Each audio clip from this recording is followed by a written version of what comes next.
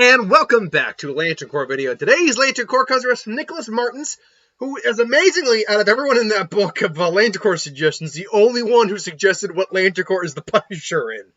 I'm actually kind of amazed that not more people suggested the Punisher. Only one did, but here we are. Frank Castle, you know him, you love him, or you don't love him. I particularly love John Berthold's interpretation of the character. I've never been a big...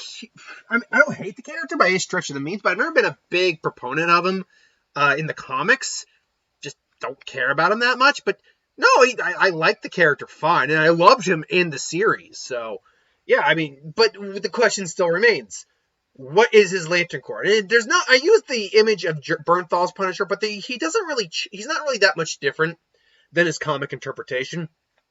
Now, what is it, Ray Stevenson, the Ray Stevenson and the Thomas Jane ones, those are a little bit different than what you might get, but in some ways they're more faithful. The adaptation is always a big thing, but what Lantern Corps do I think the Punisher belongs in? I think there are four viable options here, but let's get to a couple of the not happening ones out of the way. White, not happening. This man kills people. He kills a lot of people. So that ain't happening. Hope. I doubt you could really put a moniker of faith on. I don't think people put their faith into Frank unless, it's this comic storyline and even then it's only a small group. And even he is kind of nihilistic in some ways.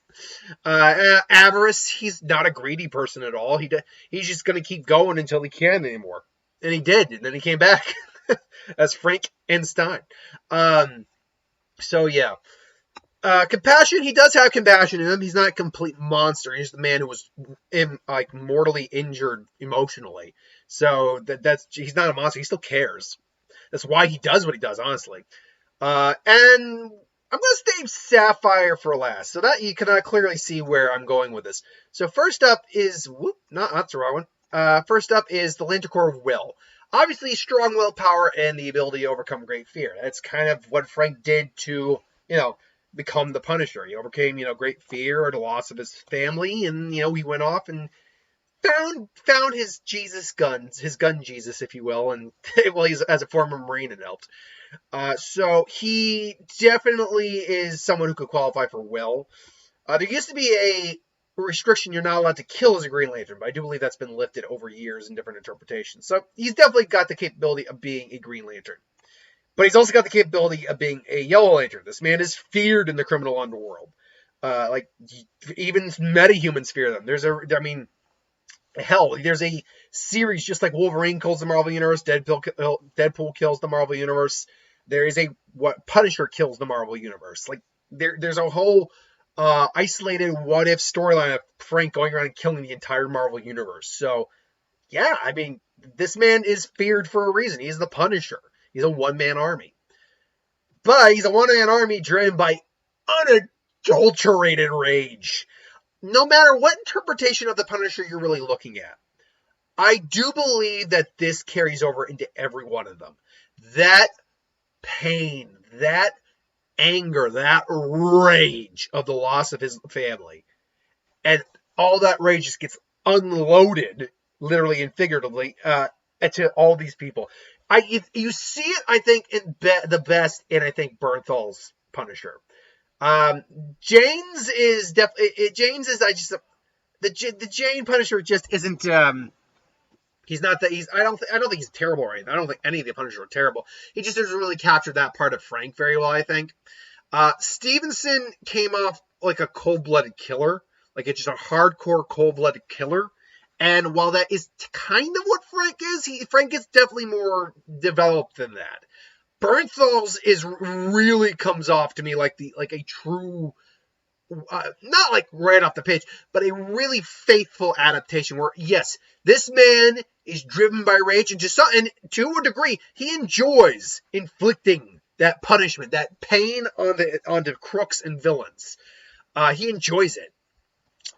And that anger and that catharsis he kind of gets when doing it. And that's where but then you see the human aspects of him as well. So I do believe Bernthal's was, I think, the best of the three on-screen interpretations we had.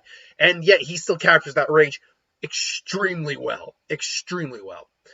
And then there's the Death Lantern Corps. Now, to be a Death Lantern, there is 3 requirements. The two are the big main ones. You either need to be dead or have died. Now, in the comics, Frank has died, so he can actually qualify for this Lantern Corps. Most characters in Marvel have died at some point. That's a good question, because I'm off the top of my head, I can't think of anyone. Let me go in the comments below if you want to, and bring me up a couple of Marvel characters who have, for all intent and purposes, as far as we know, never died. Like, I'm wondering, is there anyone in Marvel Comics who has not, and I'm talking about generally the main, like, canon storyline, not like the elsewhere runoff comics that have no connection to, like, the main universe, or if they've rebooted, which I actually don't know if Marvel's done that at any point. I know DC's done it a few times, but I can't recall if Marvel ever did. Yeah, tell me some characters who actually have not died, like, legit. But not only is that, but this is a man who is a vigilante / mass murderer because he murders criminals. So Death Lantern actually has to be on the list. It legitimately does. And the one I left out, which I don't have the ring here for, is the Love. Now the problem here is that both, like, some of these other ones, like Fear, Rage, Death, he does so much of it, and he continues to do so much of it, and it's in the name of his justice and for his family. So you couldn't see an argument being made that love is a motivator here for him. It's like his prime motivator.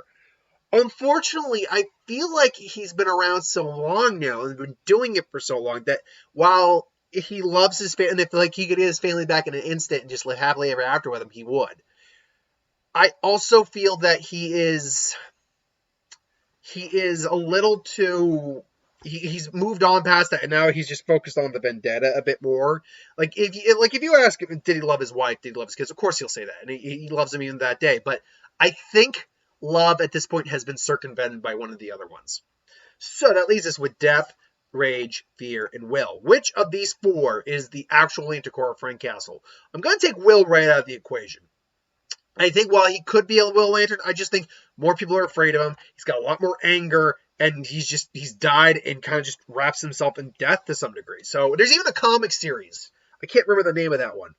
Or like that run, where it was all these Marvel characters like Punisher, Wolverine, Blade, I think, was among them, who were basically characters who are kind of engrossed, who are engrossed in death and have so much blood on their hands. There was like a comic run. I can't remember exactly what it was. So I just don't think Will works. Likewise, I'm gonna say that let me rephrase that. It's not that Will doesn't work. It comes in at technically it's gold, silver, bronze, but I'm gonna go platinum, gold, silver, bronze. So he gets the bronze. The silver in this case, I think, would also go to Fear. I think that while criminals are scared of him, most metahumans aren't as afraid of the Punisher, and there's a lot of metahumans, mutant or otherwise, in the Marvel Universe. Don't get me wrong, they're wary of the Punisher, but like Wolverine isn't afraid of the Punisher. Deadpool's not afraid of the Punisher. Most of the X-Men probably aren't afraid of the Punisher. Daredevil's not really afraid of the Punisher. So most of the actual superhumans in Marvel are not actually afraid of the Punisher. They give him a healthy level of respect.